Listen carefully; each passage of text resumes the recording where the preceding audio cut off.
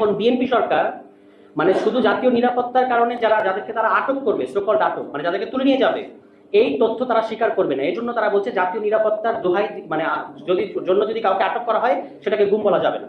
এক।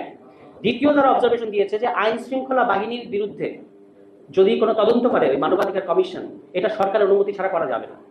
এই হলো তাদের মেজর দুইটা আপত্তি। এই কারণে তারা এই মানবাধিকার কমিশনের যে অধ্যাদেশগুলো এবং গুমের যে অধ্যাদেশগুলো সেগুলোকে বাতিল করে দিচ্ছে। আপনারা বুঝতেই পারছেন যে কত ডেঞ্জারাস। বিচার বিভাগ নিয়ে দেখেন, তারা তাদের 31 দফায় বলেছে তারা জুলাই সনদকে নাকি অক্ষরে অক্ষরে বাস্তবায়ন করবে, এটা তারা বলে যাচ্ছে। আপাদমস্তক মিথ্যা কথা বলে যাচ্ছে, মানে প্রতি মুহূর্তে যে তারা জুলাই সনদ অক্ষরে অক্ষরে বাস্তবায়ন করবে। অন দ্য আদার হ্যান্ড আমরা আপনাদেরকে দেখাতে পারি ইতিমধ্যেই তারা তাদের 31 দফার অন্তত 5-6টা দফা রফা করে ফেলেছে, মানে 31 দফা রফা করে ফেলেছে।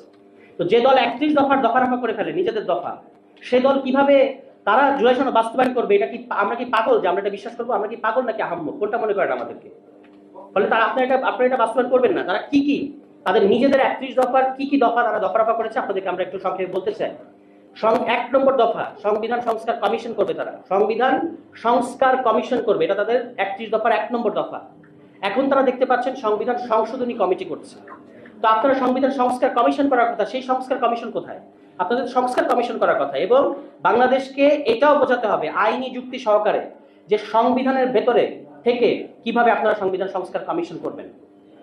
সংবিধানে তো সংস্কার বলতে কোনো শব্দ নাই, তবু আপনারা আমাদেরকে যেহেতু বলছেন, আপনারা 1 নম্বর দফার মধ্যে বলেছেন সংবিধান সংস্কার কমিশন করবেন, আমরা দেখতে চাই সেই সংস্কার কমিশনটা আপনারা কিভাবে করবেন। আপনারা, আমরা অনুরোধ জানাচ্ছি, আহ্বান জানাচ্ছি, আপনাদের দফা বাস্তবায়ন করেন, সংবিধান সংস্কার কমিশন গঠন করেন। এটা হচ্ছে তারা অলরেডি এটা থেকে সরে এসেছে। তারা দ্বিতীয়, তারা যেখান থেকে সরে এসছে, তারা বলেছে স্থানীয় সরকারে সবসময় জনপ্রতিনিধি থাকবে।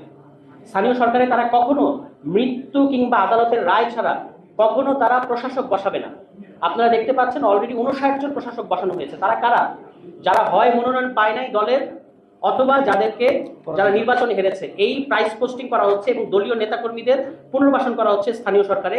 তারা কিন্তু তাদের 31 দফার মধ্যে বলেছে তারা কখনো প্রশাসক বসাবে না। এখন স্থানীয় সরকারের যে অধ্যাদেশটা জনাব আসিফ মাহমুদরা যখন সরকারে ছিলেন, স্থানীয় সরকারে তাদেরকে তখন করতে হয়েছিল একটা বিশেষ পরিস্থিতিতে। আপনারা জানেন যে আওয়ামী লীগের জনপ্রতিনিধিদেরকে সরানোর জন্য। এখন তো সেই বিশেষ পরিস্থিতি নাই। সমস্ত গুরুত্বপূর্ণ অধ্যাদেশ বাতিল করে দিয়ে তারা এই অধ্যাদেশটাকে আইনে পরিণত করছে এবং এই করার মধ্যে দিয়ে স্থানীয় সরকার অধ্যাদেশের যে 4-5টা অধ্যাদেশ আছে এগুলোকে আইনে পরিণত করার মাধ্যমে তারা ভবিষ্যতের নির্বাচিত জনপ্রতিনিধিদেরকে কলমের এক খোঁচায় নির্বাহী আদেশে বাতিল করার ক্ষমতা নিজেদের কাছে সংরক্ষণ করছে। অর্থাৎ তারা আমাকে পাকিস্তান আমলের, আইয়ুবের আমলের বেসিক ডেমোক্রেসির জমানায় ফিরিয়ে নিয়ে যেতে চায়, যেখানে স্থানীয় জনপ্রতিনিধি না, যেখানে নির্বাচিত জনপ্রতিনিধি না, প্রশাসক দিয়ে তারা স্থানীয় প্রশাসন চালাবে। এবং এটা তাদের 31 দফার সুস্পষ্ট লঙ্ঘন। প্রশাসক বসানো এবং জনপ্রতিনিধিদেরকে নির্বাহী আদেশ বলে অপসারণ করার যে ক্ষমতা তারা নিজেদের কাছে রাখছে, এটা তাদের 21 নম্বর বা 20 নম্বর ধারার সুস্পষ্ট লঙ্ঘন। বিচার বিভাগের স্বাধীনতা, তারা বলেছে মাজদার হোসেন মামলার রায়ের আলোকে তারা বিচার বিভাগের স্বাধীনতা নিশ্চিত করবে। অথচ অন দ্য আদার হ্যান্ড আমরা দেখতে পাচ্ছি বিচারক নিয়োগের আইন যে অধ্যাদেশ সেটা তারা বাতিল করেছে। তারপরে সুপ্রিম কোর্ট সচিবালয় তাদের ঘোষণা আছে এবং জুলাই সনদ, এই যে দেখেন জুলাই সনদ তারা নাকি অক্ষরে অক্ষরে বাস্তবায়ন করবে। জুলাই সনদের ব্যাপারে জুলাই সনদের 52 নম্বর দফায় বলা আছে সুপ্রিম কোর্টের সচিবালয় হবে এবং সেখানে বিএনপি কোনো নোট অফ ডিসেন্ট নাই। এবং তাদের 31 দফার মধ্যে আছে তারা সুপ্রিম কোর্টের সচিবালয় করবে। অন দ্য আদার হ্যান্ড এই সুপ্রিম কোর্টের সচিবালয় যেটা অলরেডি ইন প্র্যাকটিস, যেটা অলরেডি সচিবালয়টা খোলা হয়েছে, এখানে বাজেট বরাদ্দ হয়েছে, বিভিন্ন নিয়োগ হয়েছে, এই অধ্যাদেশটাকে বাতিল করার মধ্য দিয়ে তারা আদালত অবমাননা করছে। আপনি ভেবে দেখেন, আদালতের রায় আছে যে সুপ্রিম কোর্টের সচিবালয়ের ব্যাপারে, এখন তারা আইন মন্ত্রণালয় এই অধ্যাদেশটা বাতিল করার মধ্য দিয়ে মূলত আদালত অবমাননা করছে।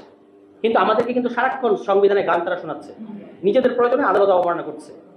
আচ্ছা, এরপরে তারা বলেছে তাদের 31 দফার মধ্যে সাংবিধানিক ও স্বায়ত্তশাসিত প্রতিষ্ঠানগুলোতে নিয়োগ দেবে স্বচ্ছ প্রক্রিয়ায় সংকীর্ণ দলীয় রাজনৈতিক স্বার্থের ঊর্ধ্বে উঠে এসে।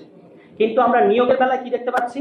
ঢাকা বিশ্ববিদ্যালয়ের নিয়োগ দেওয়া হয়েছে তাদের দলের শিক্ষা সম্পাদককে। এখন যিনি ভাইস চ্যান্সেলর, বিএনপির দলের শিক্ষা সম্পাদক, দলীয় ব্যক্তি জনাব তারেক রহমান, আমাদের দেশের সাইলেন্ট প্রধানমন্ত্রী, তিনি তো কথা বলেন না। এই সাইলেন্ট প্রধানমন্ত্রী কিন্তু বলেছেন যে তারা দলীয় ব্যক্তিকে কোথাও নিয়োগ দেবে না, শিক্ষা খাতকে তারা দলীয়করণের ঊর্ধ্বে উঠাবে। কিন্তু এখানে কিন্তু ব্যতিক্রম দেখা যাচ্ছে। বাংলাদেশ ব্যাংকে তারা যে গভর্নরকে অপসারণ করে যাকে বসিয়েছেন, তিনি একজন বিশিষ্ট ঋণ খেলাপি, সোয়েটার ব্যবসায়ী এবং তাদের নির্বাচন পরিচালনা কমিটির 41 নম্বর সদস্য। তাকে তারা বাংলাদেশ ব্যাংকের মতো প্রতিষ্ঠানে বসিয়েছে। কমিটমেন্টের জায়গায় তারা লিখে রেখেছে যে তারা নিয়োগ দেবে স্বচ্ছ প্রক্রিয়ায়, নির্দলীয় লোককে নিয়োগ দেবে, সেটা কিন্তু তারা এখানে আবারও ভঙ্গ করেছে। তাহলে এই যে 31 দফার যে দফাগুলোর কথা বললাম, এগুলো তারা অলরেডি ভায়োলেট করেছে এবং খুঁজলে আরো পাওয়া যাবে। এগুলো হচ্ছে মেজর, যেই 31 দফাগুলোকে তারা অলরেডি দফা রফা করে ফেলেছে।